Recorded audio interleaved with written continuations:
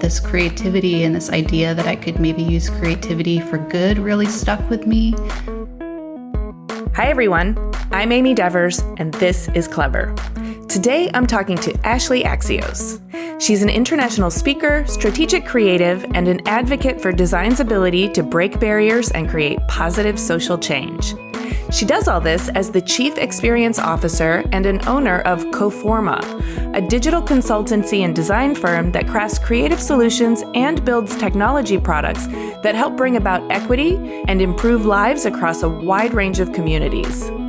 Prior to her role at Coforma, Ashleigh was at Automatic, a technology company with a mission to democratize publishing and commerce, where she formed and led the in-house creative agency for marketing, communications, and brand identities. And before that, she served as the creative director and a digital strategist for the Obama White House, bridging 2 presidential terms in the Office of Digital Strategy. She's also a former chair of the board for AIGA, the Professional Association for Graphic Design, and a past president of AIGA Washington, D.C. chapter, where she formed .gov Design, an initiative connecting and empowering government designers. Right now, she's using her skills and superpowers to design systemic pathways to help those suffering with long COVID. It's both fascinating and meaningful work. Here's Ashleigh.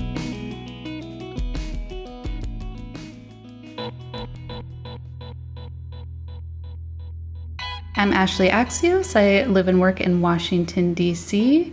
I do work in the government sector. I'm all about using design for positive social and cultural change in the ways that I can.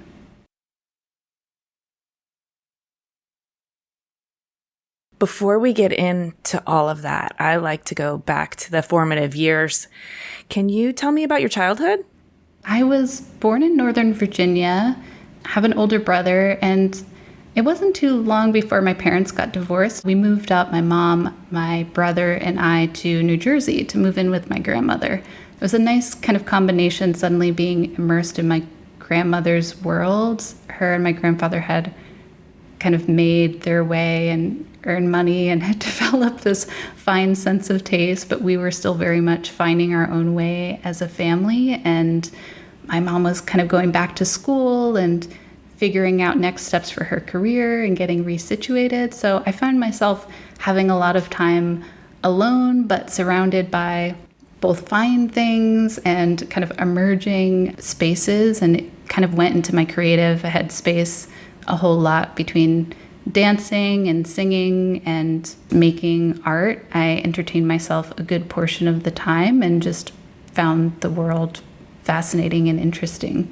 I used to actually walk around and sell the little things that I made to the neighbors just to kind of make friends and connections. But my grandma's neighbors were men and women her own age, and they were really kind to buy my handmade earrings. And, I'm sure they did not need any of that stuff. It was a neat little creative world. I was kind of a latchkey kid too, part of that time too. So head back from school, enter my grandma's house, but I'd also spend time with her next door neighbor, Mrs. Skelton, talking about like her life and journey. And I think she was in her 70s or something like that at the time. So I had a lot more flexibility and kind of meandering and wandering than I think a lot of kids did in that kind of decade. I love that you had a few generations to interface with. I mean, it sounds like selling your handmade earrings and hanging out with Mrs. Skelton was actually kind of an extended family and, I don't know, a lovely access to another generation. It just felt so natural to me at the time, but I think I've realized more over time what an honor that was to be able to have that kind of exposure and context and sense of history. And I think it made me maybe a little like emo because, got to hear people's like regrets and missing family and stuff like that at early time, but also like empathy. I don't know, I think it builds maybe faster when you have those layers of exposure. I bet you're right. In the same way that travel helps you not be ethnocentric and helps you kind of see the world through the different perspectives, having access to the perspective of even just an older generation that's experiencing a different kind of health situation, different economic situation, and also has a lot more like hindsight would maybe even give you a wider lens on on what this lived experience is. Oh, absolutely. Me and Mrs. Skelton, we'd talk about like termites in her house. Like we were talking about real things she was dealing with. So I learned a lot. Things I definitely didn't need to know at the time, but it's helpful. That's life. Yeah. Okay, so latchkey kid, maybe a little emo, making art, singing, dancing, totally comfortable hanging with the older people. What did this translate like into your teenage years? I had it a little rough for a while. We moved around quite a bit as my mom was like really trying to get her own bearing and grappling with being a single mother and really wanting to stand on her own feet in all these different ways. And so I had a difficult time moving between different environments, not feeling as grounded with friend groups. But I think fortunately it helped me lean even further into art as like almost an art therapy vantage point. And I was lucky enough, I mean, I don't even think I realized until recently how fantastic my extended family was, but I had a chance to job shadow one of my mom's cousins who worked in the ad industry at Uniworld Group, a Black advertising agency, and get exposure to the ad world. And I knew I didn't want to sell things. I wasn't drawn to the ad world, but this creativity and this idea that I could maybe use creativity for good really stuck with me. And I was a little precious about like my craft already, like spending time drawing and making things, and that was starting to be recognized in little ways throughout high school. But I got some nudges from my mom to try this vocational program, and against the advice of career counselors at my high school who said that nobody with good grades would go to a vocational program and all sorts of tropes. Man. Yeah. It's I've heard really so many terrible sad stories about guidance counselors steering kids the wrong way. Yeah. Luckily, my mom was like pretty persistent because she had met this wonderful woman, Judy Sobko, who ran in New Jersey, the Monmouth County Vocational School Programs Design Group. She had left working at the Taj Mahal in Atlantic City for some time, a really terrible situation from all that she shared there, to just venture out and wanted to teach kids everything that she learned and how design could be. And I didn't know that I'd like design, and ended up seeing it through going to this program as this huge gateway and way that I could continue to fine-tune my craft. And I didn't know how these pieces would fit together, but use design for good. And I was encouraged by her to, look at different art schools. She said, RISD would be perfect for me. And she was just such a mentor and a support when I really needed it. Somebody who truly cared about her students and was over the churn of the workplace and just about making an impact herself. I could see it in her, and it just encouraged me to really push a little bit further and apply myself to RISD. And I applied a few other places as well. I just like to really celebrate and shout out these people that had such a major impact on people's lives.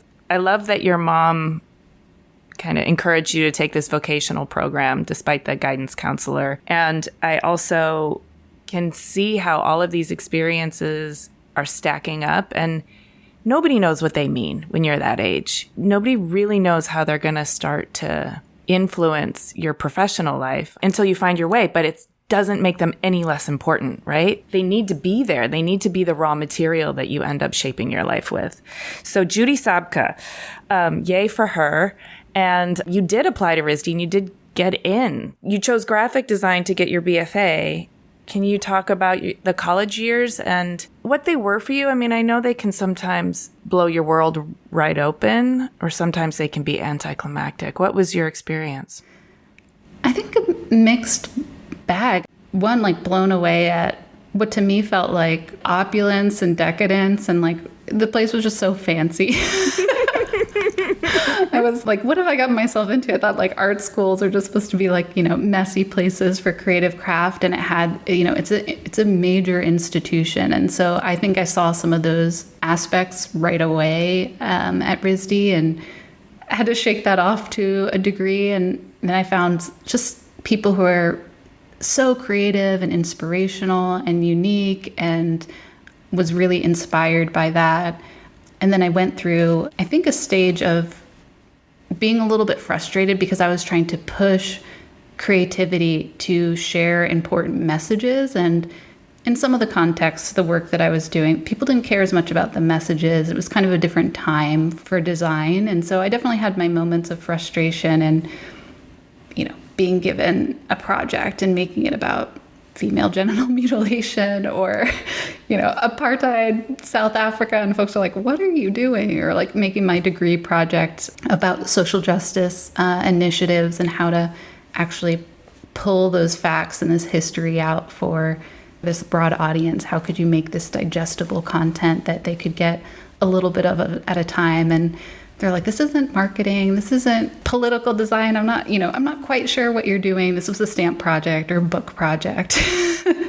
But I kept pushing, and I took that kind of ownership myself that I was paying for this. I was kind of terrified with the amount that I was paying and taking out loans for, and the fact that my mom was contributing and really needed it to pay off, but needed it to be right for me. So I just kept kind of pushing in those directions and challenging myself on writing and communicating about the things that I cared about on top of the task as it was assigned. And those layers, I think, really benefited me over time, even though I felt a little lonely at times in that work, and also a little lonely in just that the demographics were still kind of changing. And so didn't always see a ton of folks like myself around me, but that made me stronger, I think. When were you at RISD? Yeah, I graduated in 2008, so during a nice recession. Okay. Yeah, you were ahead of your time, I think, in terms of activism and social justice and the overlap of those two with design being really mainstream. They've always worked together, but there definitely hasn't been necessarily a path of economic viability that includes all of that. You could tell what was meaningful and purposeful to you, and you needed to follow that in order to make this education be something that you could work with for the rest of your life. But the messaging around you was also like, here's how you use creativity to make a living. And it wasn't those things. Yeah, just kind of like pulling together these pieces that felt really separate. I would find my, community or like a respite by going to the Office of Multicultural Affairs and like just talking about poetry and the Black diaspora and being able to like go, like a big sigh of relief, and then, go back kind of into, this is dramatic phrasing, right? But almost like back into the fight a little bit with like my work in the studio and like, having those conversations. But I think in a way that prepared me for some of, not that it should be this way, but for some of the working world in a way that school should to some degree, should be more of a conversation. And I still got a ton out of it. And I'm so refreshed to see how many students now, just from the conversations I'm having, are passionate about some of the same things, and how much the conversations and education, like I feel like everybody's now read Teaching to Transgress and starting to really like shift the dynamics much more significantly. So that also brings me a lot of hope so many years later. Well, I think that's true, but I also think that you may have been instrumental. You being the type of person you were at the time that you were there, you may have laid some groundwork. I talked with a grad student who's at RISD now about this, but there's a certain amount of assimilation that's necessary and a certain amount of challenge. And I don't know that I've always gotten that balance right. And so I think about that dynamic pretty consistently, but it's not all on any one person. But if I did any little part to help move it forward, I would be, grateful and thankful to have done so.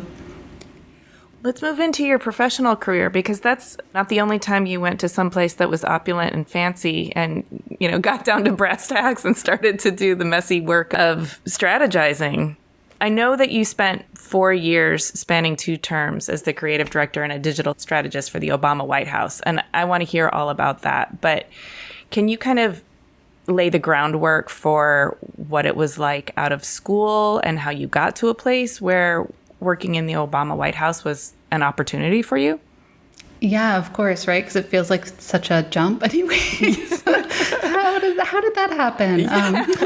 When I left RISD, I made the choice to move to Washington, D.C., and a big part of that decision was to be closer to where there were so many nonprofits and cause-based organizations that were doing meaningful social work. And it took me a little bit to even crack into that. I also knew that there were skills I had to continue building. And so I was kind of desperate when I first left school, just feeling that recession and feeling the clock was ticking till loan payments and all that stuff that I'm sure folks can relate to, at least in the United States. I was kind of hustling pretty hard and was having a hard time in the recession finding a job, and actually took a paid internship, and that turned into a job, and was building more skills in digital because it wasn't as much a part of the RISD curriculum at the time.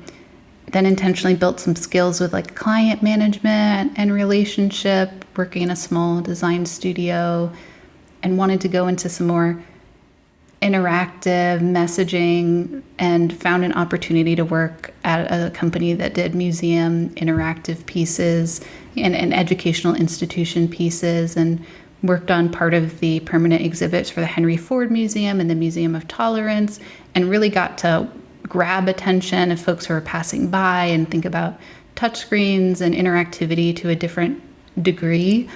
And so it probably felt like I was drifting all over the place, but I was building these skills over time and hoping at the time to find the right kind of nonprofit or something like that. I didn't have one issue that I was passionate about. There are so many issues I was passionate about. So I was trying to figure out what that would look like, but just hoping for the right nonprofit job. And I finally got a job in the National Wildlife Federation.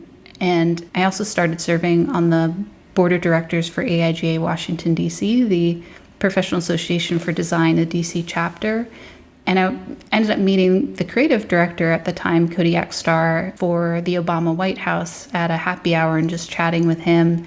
And I learned what they were doing and kind of the team dynamic. It sounded really fascinating. And I feel like I almost joke about this most of the time when I tell it, but he reached out later because they were looking for an art director. And I actually worked for a couple months trying to find them the right person, because I believed it had to be somebody who had more than a few years out of school and who was tremendous. And I was trying to recruit for them like the best people I could think of for this spot, and also had some hesitation in my mind of what it would be like to work in government. As much as I respected the Obama White House and the administration, I wanted them to have the best. And I was also like, how creative could you be working in the White House or working in the federal government? I'm not quite sure. But through that process of ongoing conversations with Kodiak and looking through, or kind of Cody, as his nickname is, like talking through the role and everything that they needed, and ended up being like, what you really need is me, and this sounds more and more perfect every day.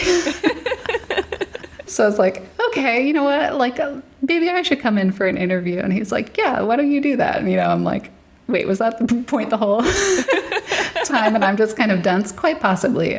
But it was really natural. It's probably one of the easiest interviews I had, probably in part because of how many conversations we'd had until that point, but with the entire Office of Digital Strategy team. And so, yeah, I started as an art director there. And that first little bit was like, can I do this for a week? It's a lot, like I'll just take it a small piece at a time. And it built up over time. When you say, can I do this for a week, and taking it a small piece of it at a time, was that you working with yourself to not be overwhelmed? Or is that you not having both feet in, not sure that you wanted to stay there? I think at first it was, being perfectly honest, a little bit of both. It was a change in quite a few different ways. So I had some imposter syndrome about being there. And I feel like it showed even just in how I dressed at first. I was like, how do you work at the White House? There's no manual for this. But then also, like, it took me a little bit to figure out how my values really were going to align in my work moving forward. And when I first joined, the best looking stuff, as much as I wanted to do work that was meaningful and impactful, was also a driver. And I think part of that was instilled through my design education. And so I had this feeling sometimes like, oh, this work could be better. I'm not as proud as some of the stuff that we put out.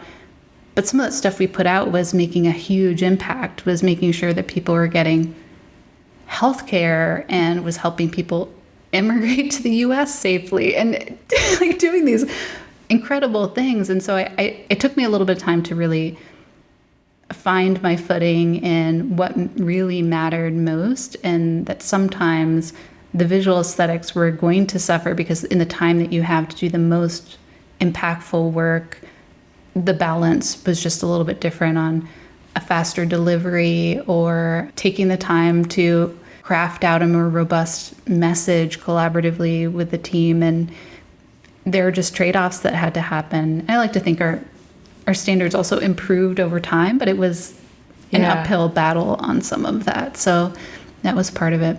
Well, I mean, that's the bigger framework of design, right? Is taking everything into account and then designing to optimize for the greater good. And sometimes, the trade-offs, they come into that. But it also sounds like you, as a young professional, were kind of balancing what you had called earlier, like you'd already gotten a little precious about your craft when you were a child, plus the challenge of the right balance of assimilation and challenging.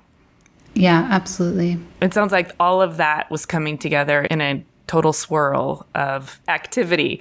Yeah, and also just what's the right amount of caffeine to sustain a day at the White House? Like I had so many questions. There were times I was like, I obviously need to do this farmer style and like eat more in the morning. Like this could be a comedy, but I was like, I'm going to go have like chicken and waffles before work. I was like, that was not it, but just comedic, but trying to figure out like, how do you work sometimes 12-hour days in like a high pressure environment while doing this work? What do I need to follow up on? How do I keep myself there physically, mentally in a consistent manner? There were lots of pieces of it that just took some time to feel out. So it was very layered. What did you figure out for yourself? I know it's going to be different for everyone, but in a really practical sense, did you go more paleo, or like what kind of calorie intake did you need to sustain yourself? I know for me, carbs are a nightmare. So for me, it's like all about being able to kind of snack, because I wasn't going to have necessarily the most like consistent meal schedule. So that made things much better, and just eating a little bit more frequently and keeping my energy, because I could also just get so pulled into the project that a lot of time passed. So having it near made a ton of sense, and having consistent amount of kind of coffee around, but cutting myself off. And we even adopted, it's like life imitating art situation, but we'd be like, you know what, some of these meetings, it's just 2 of us or 3 of us, could be a walk and talk. So we do loops around the executive office building just to be able to move a little bit more and release some of that energy in a different way, and not just kind of have it build up at my shoulders, increasingly rising towards my ears. Yes. Okay. That's really smart. I like that. Helps me understand and see the picture a little better. Thank you for that. Can we also zoom out? So you're in the White House and you're working on digital strategy. What are you seeing from that vantage point? Yeah, I mean, it's such an interesting time. I started in early 2012, and this is pre-U.S. Digital Service, pre-18F, pre-Presidential Innovation Fellows, and we're just on the cusp of this little startup in the heart of the Obama White House, is the Office of Digital Strategy, to say things can happen differently. We can make the web accessible. We can promote transparency and openness. We're on the first open source platform for the website. There was some little tests that had started to happen that we were able to really own and embrace and think about, how do you scale this out? How do we create forums? We've got these elements of design. Could there be a design system? This is a time where like the foundation for the US web design system started to be a conversation about connecting separate government designers across agencies and groups with various titles and positions and hierarchies to share resources and connect with one another. And so we started doing that through AIGA Washington, D.C., through .gov design initiative that a couple of us started. So this was just the beginnings of all of that to help paint a picture, and so impressed with how many people have come in and how much all of this has grown, in part because of failures, things like healthcare.gov's debacle, for those that remember, kind of being the issue to some degree necessary to create and have the beginnings of the formation of the U.S. digital service. But in other things, Macon Phillips was the first director of the Office of Digital Strategy, having conversations and helping lend his insight to making the Presidential Innovation Fellows. It was for both kind of inspiration and a little bit of the lessons and the failures and the learnings, kind of the real beginning of a lot of the foundation we're seeing in the U.S. federal government, at least today. And I know that's inspired a lot in Canada and has helped set a precedent in other nations as well. That's pretty exciting.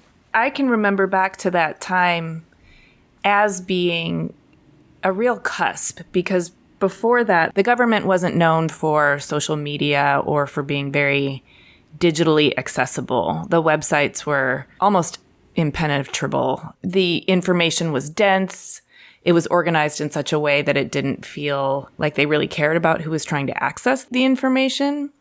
The web itself was still evolving, and also the information dissemination had historically happened through other means, like the mail. And so you're kind of there when everybody realizes, no, the future of information dissemination has to happen this way, and we've got to lay the foundation for it right now. Yeah, we're having active discussions on some of that, like how to use social media for the White House and what the responsibilities are, what policies should look like for that. Some things that had even happened almost by accident or just kind of naturally in the past, how can we do them more intentionally? Okay, yes, the State of the Union started as a means to kind of update Congress in a written form. And then through the advent of radio and then TV, this became more of a public-facing update. But how can we use intentionally now the platforms, the tools that we have to engage people, to up the ante for what is being shared, but also to take the level of interaction with the American people and that mission and aim for the democracy a step further for greater participation and awareness instead of this kind of one-directional communication. So there are lots of active conversations about all of these aspects, some of them very old and having really deep roots, and some of them being very new and explaining to the chief of staff what Snapchat was and how that could work and why content disappeared, and some of it very fleeting at the same time. Did you feel valued as a young person, in part because of your digital savviness? In the Office of Digital Strategy, we kind of would joke sometimes that we are like the AV kind of theater kids of the group. So there were a lot of younger folks across the Obama administration, a lot of energy and drive. So we weren't alone in that. But I think there was a degree of, okay, what are those kind of creative, dorky kids going to do over from that corner? And we're all working on like traditional comps policies and kind of broader federal policies. And we pop along and be like, how can we help you? And, coming up with, creative ways to engage the astronauts when they're dropping by. And like, it's such a creative place just because of the nature and the gravity and that I mean that almost in a literal sense, that kind of pull that an institution like that has for talent and top industry, that utilizing that to the highest degree possible was such an ambition of ours that we're constantly throwing out creative ideas and trying to be in people's business. And did you find in general a sort of good-natured gameness to go along with it? Or did you have a lot of resistance that you had to overcome? It shifted over time. I think there was a great appreciation because of the kind of Obama campaign for the role of social media and design and clear communications in some new ways that had some, even translating to the federal government, although it felt like it needed to be much smaller, had some kind of respect and a little bit more of a gravitas than it probably would have in any other time. But we were still kind of the newer kids, the newer department. We were brand new. These other departments had been around for a long time, even if they had different leadership or different structures to them in that administration. And so it took us through much of, honestly, both terms to get a equal seat at the table to traditional communications. And for a long time, we reported through some different kind of teams, like our communications team at the White House. But we took whatever position we could get, and we're pretty humble about it, because we also recognize, while we want to have more access to be able to do more good, we also recognize that kind of perception. Like we had once Susan Rice walking into a room to talk to the chief of staff, right? Interrupting you for a moment. It's like, well, that's national security. So, I also just kind of know my place. I can, I can sit and I can wait and I can understand why there'll be some deference for some of the other departments and work that's happening. But yeah, there was a lot of respect and appreciation. And I think increasingly, as we were starting to help amplify the policy and get people's interest in that work, and seeing us as a huge value add for getting the work done and for getting buy-in on the work, and not just in that marketing sense, but people's true understanding of the ways in which the policies they were developing are actually helping them, which is what they wanted to. So it's like, oh, okay, you're here for what I'm doing too. We can work together. We can be partners in this work. Yeah. You said not just in the marketing sense. It would seem intuitive to me that so much about the messaging and the communication is also measuring the impact and being able to share what's working and what isn't working in order to move needles.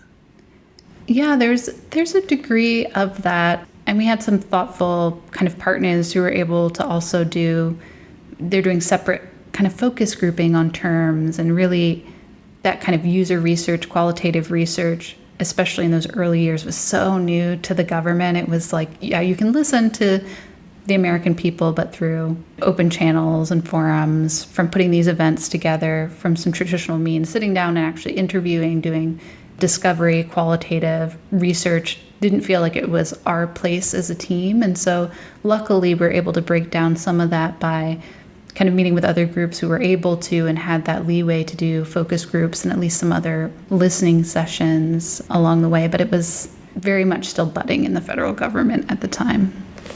How would you say that whole chapter of your life shaped you personally? I mean, it sounds very foundational to me. Was it sort of like getting a master's degree in terms of being educational and helping you really fine-tune and refine where and how you want to spend the rest of your career?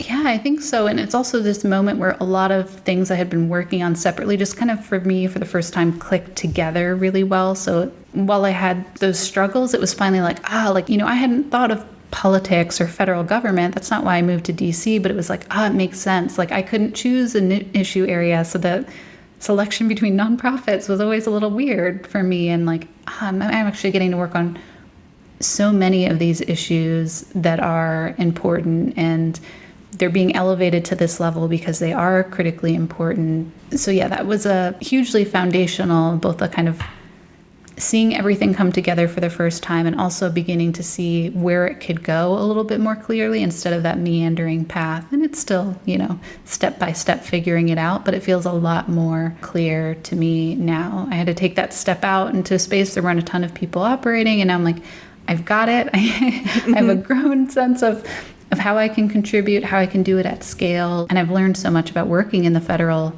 ecosystem that I'm absolutely still applying today with Coforma and using to help, I hope, draw other people to this like just truly incredible, impactful, fulfilling space to work. So you mentioned Coforma. I think this is a good time to start talking about that. Coforma is the digital services agency which you co-founded and serve as chief experience officer. And I know you had some work experience between the Obama White House and Coforma. So I'd love to know a little bit about what led you to start this agency. And then I'd also love like the overview of what the agency is, what, the operation, what's the mission, who are you serving, and how does it all go down? I know that's a big question, but it's just your life. So walk me through it. Sure. Just hyper briefly, when I left the White House, I went to Automatic, which is a tech company, the folks behind WordPress.com and WordPress Foundation and a number of other platforms.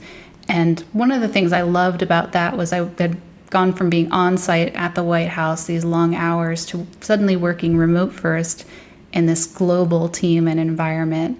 And I loved thinking about that context. I loved being able to invest. I built up kind of marketing the studio, the kind of marketing communications team for Automatic. And I spent some time there just figuring out how to build remote teams and enable people to have the space and the priorities outside of work in addition to their passions inside of work.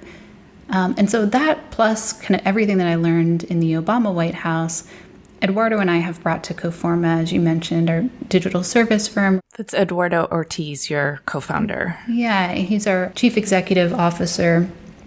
And we're really both came from the federal ecosystem. I mentioned U.S. Digital Service earlier. Eduardo had worked there with some overlap in the time that I was in the White House in the Office of Digital Strategy.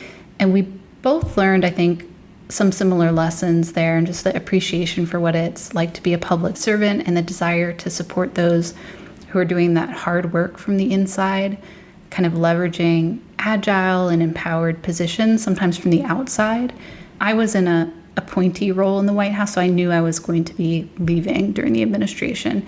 U.S. Digital Service, Eduardo was able to work kind of into the next term a little bit, but saw some of that work get blocked by the administration and priorities change, and was, I think, frustrated by some of the important work, especially on topics like immigration, that was just going to lose traction despite some amazing beginnings and some groundwork that they'd started to lay. And so this idea of building up our own firm where we could partner with the folks inside government, but also leverage connections and experience outside of government to sometimes keep things moving when it stopped having that progress inside, was really, really appealing to us. And we're able to help our government clients at this point in places like Office of Personnel Management and Center for Medicaid, Medicare Services and Health and Human Services and Veterans Affairs themselves navigate bureaucracy and help figure out how to get funding for some of the projects they want to do, because we've had to work on some of those same types of issues inside of government. So they know we kind of have their back in a lot of that work, and we get it. We emphasize really greatly, and we're patient, but we're also building something up where we can be our own bosses and make a fulfilling, thoughtful workplace, an environment where people can thrive, not just in the projects and with the impact of the work, but and kind of growing individually and kind of working with some brilliant partners in the work. So I like to think it's that best of all of those worlds starting to come together, and it's just kind of an adventure to take the time to build it up and to slowly be building our footing across these different issue and focus areas. We're really passionate to continue to make an impact. And it does sound like the best of many worlds in so many ways. You understand how the big machines work, so you can come there with your toolkit and speak with authority that you kind of know what the people who are embedded in the big machines are going through. But because you have the agility and the ability to kind of come in and also be external, you also have the perspective of being able to see from a different vantage point where the machine needs a little lubrication or needs a replacement part or needs to open up in certain ways and be modified. Yeah. I think it's really interesting. You work across all these different areas like healthcare, immigration, veteran services, voting and civic engagement, and access to justice and equity. All very important things. And I want to talk about your creative process. One of the things that I think might be a great case study to kind of dig into your creative process is a program you developed called Health Plus. Health Plus is something that's now being leveraged by the U.S. Department of Health and Human Services to shape their long COVID solutions, which is super relevant, super important, and super necessary. Can you kind of walk me through the backstory of developing what Health Plus is and then how it's being implemented for various solutions, including shaping the long COVID problem that we have? Yeah, absolutely. So I'm sure others will be able to relate to this too, but occasionally you have this ideal way of working and you get into contract negotiations, and some of those details end up being written out of the contract. Part of our vision for Health Plus was being able to lock the most ethical, thoughtful approach in to the way of working and having that be bought more as a preset. And so that's part of the inspiration for setting something like this up as a program. Oh, that makes a lot of sense. Yeah. Really, it places one high impact health issue area in the center and the focus at a time. And we make sure that that's something that often is more of one of what people have used that term, like kind of wicked, contracted problems. It has a lot of social, political determinants of health that make it really hard to solve, and so hasn't gotten maybe the attention that it should have.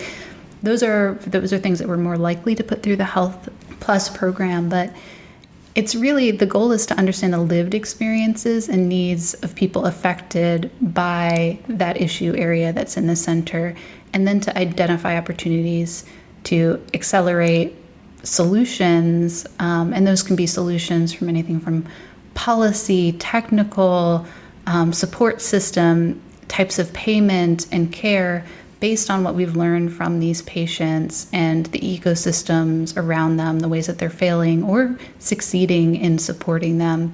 So this is, I think, hugely important because until this point, there hasn't been a ton of this kind of qualitative, patient-centered research within the government ecosystem. And we've been able to do quite a few cycles of Health Plus, looking at topics like sickle cell disease, which has a huge history of racism, all types of discrimination, and a lack of funding and research from the government and broader health institutions, and really dig into what the needs of the sickle cell disease community are. Topics like Lyme disease, which folks tend to be more familiar with acute Lyme disease, which is treated and then resolves itself. And there's a lot of debate and sometimes hostility about this concept of persistent or chronic Lyme disease that many people are suffering with.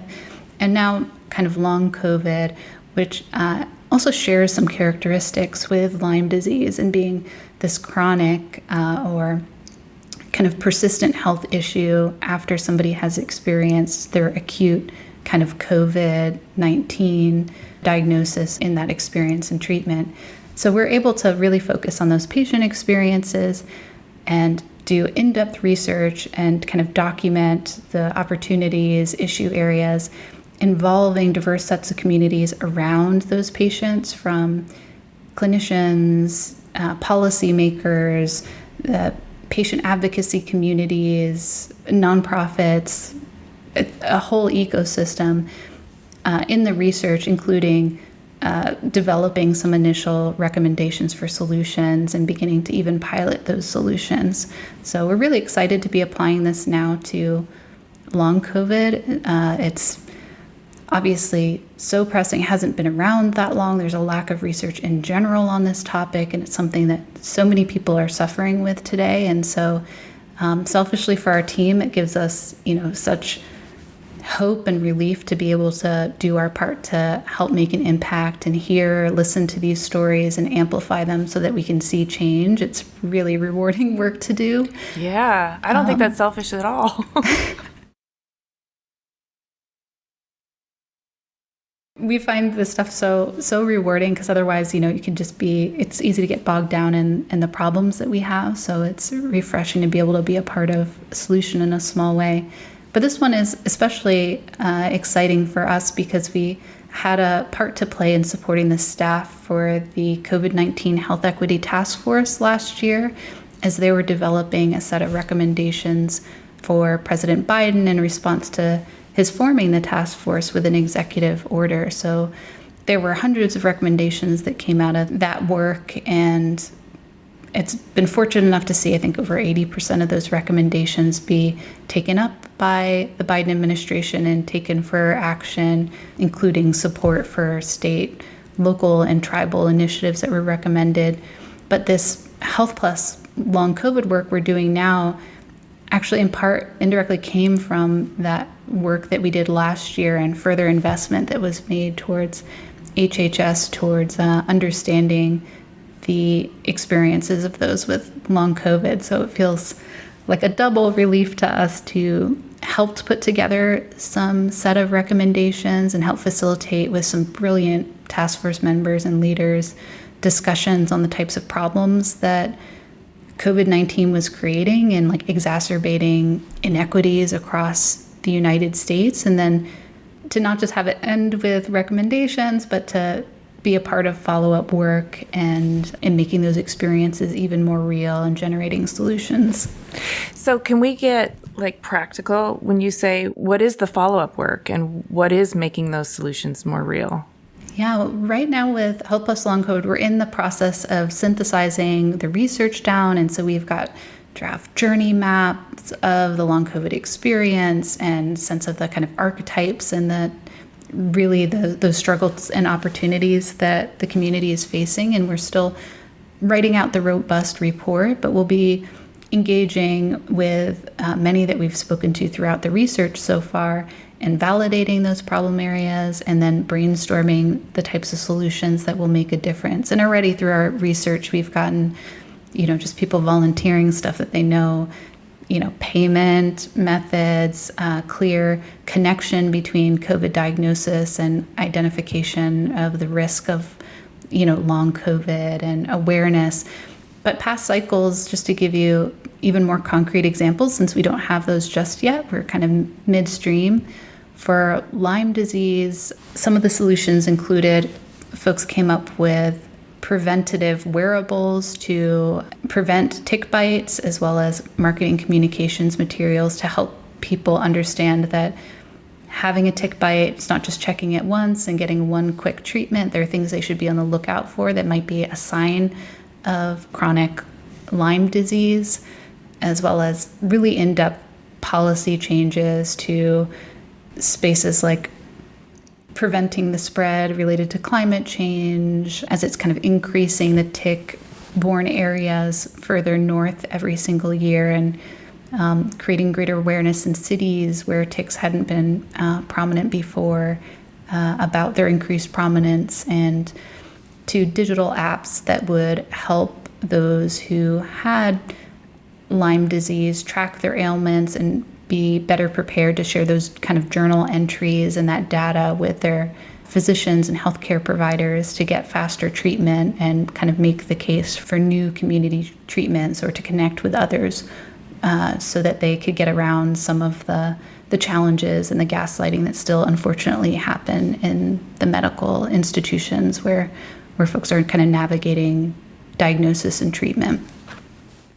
That's really powerful, and it really helps me to have you draw out those concrete examples for me, because it's digital applications, it's wearables, it's messaging and information, and it all is, to combat disinformation, and also can be used in understanding climate change and all of the various effects of climate change, and then also can affect policy. Like, it's very, very... So wide. So wide. And yet I can see why this is very meaningful to you. And I'm glad that you're able to sort of stay involved in the process through to have some follow through and implementation, because that tangibility is a real motivator. Absolutely. And we know that there's only so much we can do as a company. So a good part of our responsibility throughout a process like this is engaging a diverse, invested set of folks who directly have a stake in this for varied reasons, connecting them, building empathy and connection across their groups, and helping them see the areas where they have shared interests so that they can continue to invest in one another's initiatives, follow each other's work, and that these have a longer life cycle than, any one of our programs could, right? So it can be a real launch pad to collaboration. And with that, we're really thoughtful to, not create forums that we can't maintain, and really go where people are and where this work is already a priority, and then just help build those bridges and build a greater understanding of the needs. I'm really glad you said that phrase, building bridges, because that's what my brain is showing me as we're talking. It's a lot of building bridges, but it's also a lot of deconstructing of barriers. It's all happening, but what is your most utilized or most important tool or skill in the kit for doing all of that barrier deconstructing and bridge building? A lot of it comes down to as simple as it is just listening. I think not enough credence has been given to the lived experiences of communities and some of the communities we work with, sovereign tribal nations, the kind of Black sickle cell disease community, those with chronic illnesses and disabilities, their lived experiences are not listened to enough. There are a lot of people who want to create solutions for them. And of course, the disability community has been saying kind of nothing about us without us for quite some time. Yes. But like really putting that into practice in the work that we're doing by first listening to and taking our lead from the communities that we intend to support. And often that means taking on clients who are part of those communities and just being as thoughtful about how we can do that, from contract and relationship building to execution and closing and promoting as we can be. So it's simple, but once you start unraveling it, there's so much more work to be done in figuring out how you can truly listen and kind of humble oneself and take another's lead and shift those power dynamics to be open and really receiving what is being given by another community.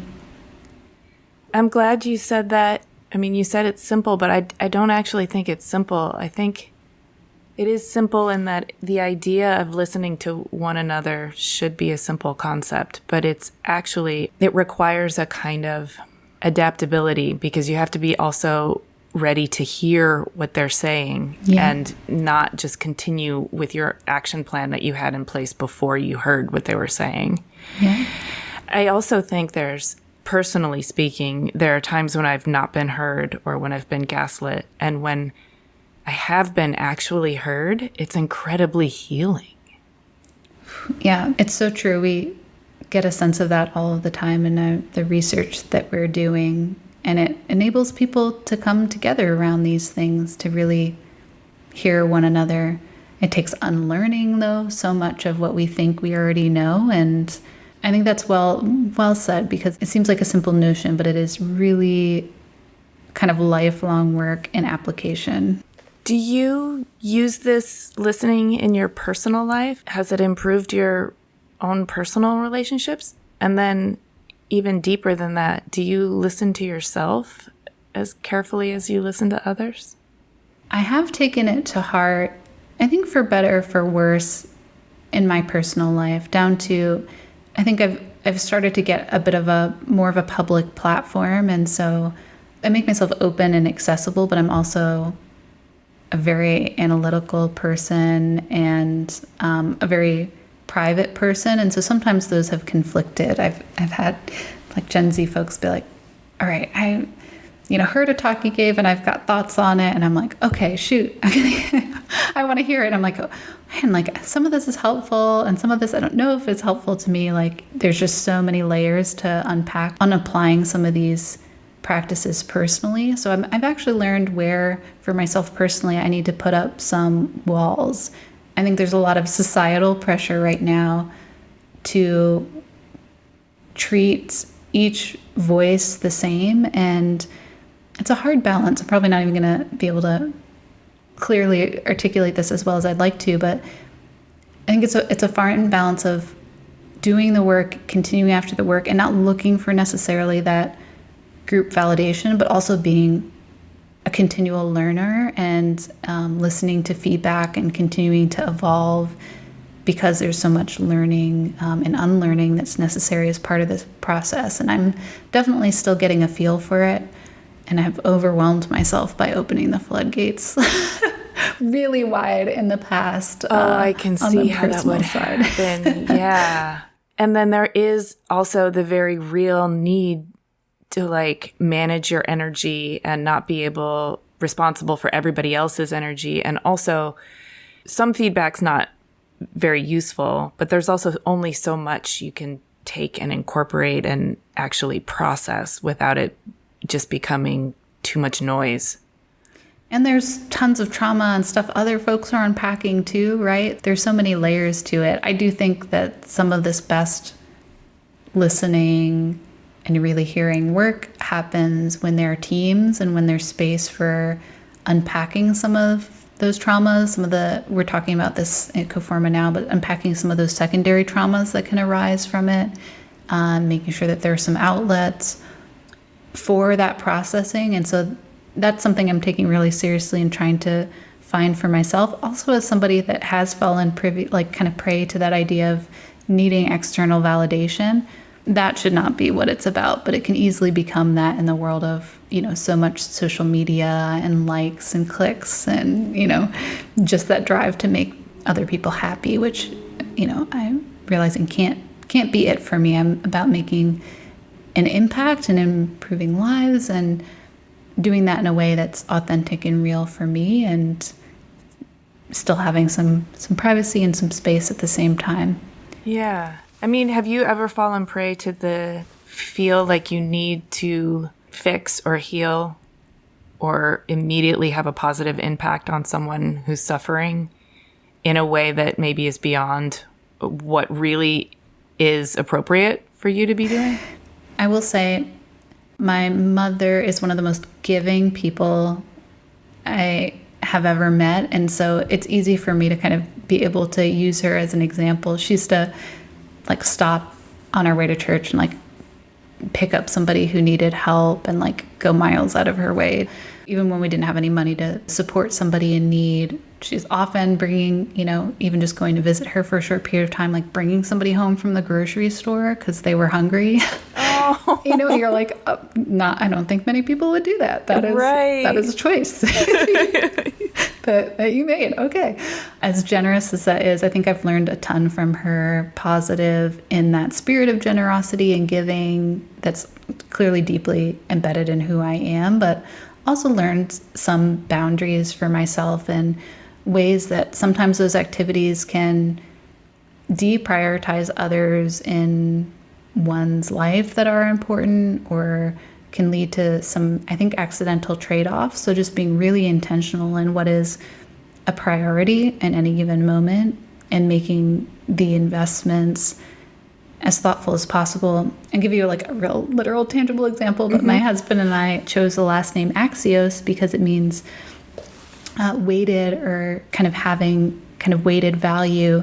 And it's a reminder for us to do just that, but to use our time intentionally for the things that are going to make an impact and to weigh those decisions really thoughtfully. And we do that together and try to use the last name as a reminder. Well, even choosing your own last name is a really intentional act. For us, it came more naturally than perhaps folks would expect because he's also a designer by trade. And so we were thinking as we were getting ready to get married about our values and who we wanted to be. And it sort of naturally turned into a creative brief. Just These are made for each other. Yeah. We're we were trying to figure out, name stuff, and it feels like such a sometimes gendered choice, and we're unpacking some of those layers. And he had a name that was changed when his family came to the United States, and I had a very common generic last name prior. And I also had middle names, one for my mom, one for my dad. So I'm they're both represented. Yeah. You're not erasing anyone. Yeah, they're covered. So yeah, it gave us the space to be able to just explore a last name that would have meaning for us. And that's how that came about. I like that. Yeah, and I love how intentionally you're living your life and spending your energy and directing all the creative energy and labor you have to give to the world, being very focused and intentional with that. And I really appreciate that. And I guess my last question for you would be what are you intentionally focusing on in terms of your future? What are you steering yourself toward? Well, I think especially in the United States, we can get focused on just our labor for economy, for enterprise, for all of that. So some things I'm working on totally on myself, totally separate from any of that, are exercising, fitness goals, kind of reading, and just from a variety of authors who inspire me across different disciplines and genres, and loving it, and just finding time for family, especially as this pandemic continues and there's so much happening in the world, just investing in the people around me who I love really deeply. So those aren't the big splashy things, but they're, I think, what has me really excited and feeling like I'm in a totally new evolution for myself, and owning the work, and then clearly owning those things that are not at all labor in this next phase of life. I think that's a really important aspect of keeping yourself a balanced human and a balanced human that's able to keep contributing without burning out, but also that's able to actually actively try to enjoy the beauty of this lived experience. Yeah, I think what's that phrase, joy is an act of resistance, right? Even that is, when there's so much weight in this world, is just a beautiful and an intentional thing to do. So making room for that, especially in times when it's hard and our rights might get stripped away. We've got to make those investments. Well, thank you for making the investment with me today and with our listeners. I really, really enjoyed your story, and I appreciate your candor. Thank you so much. Thank you so much for having me. Hey, thanks so much for listening. For a transcript of this episode and more about Ashleigh, including images of her work and a bonus Q&A, head to cleverpodcast.com. If you can think of 3 people who would be inspired by Clever, please tell them. It really helps us out when you share Clever with your friends. You can listen to Clever on any of the podcast apps. Please do hit the follow or subscribe button in your app of choice so our new episodes will turn up in your feed. We love to hear from you on LinkedIn, Instagram, and Twitter. You can find us at Clever Podcast, and you can find me at Amy Devers. Please stay tuned for upcoming announcements and bonus content.